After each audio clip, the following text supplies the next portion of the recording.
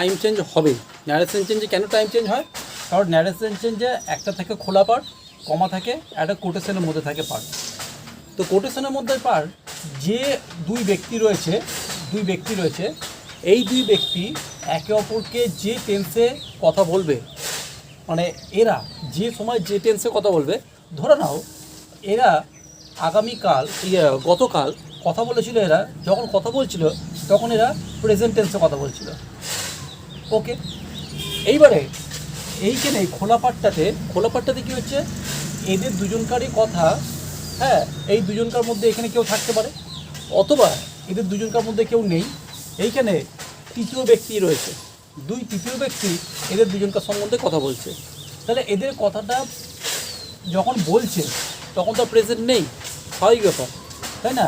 তখন কথাটা পাস্ট হয়ে গেছে। আবার এই দুই ব্যক্তি হয়তো কথা বলছিল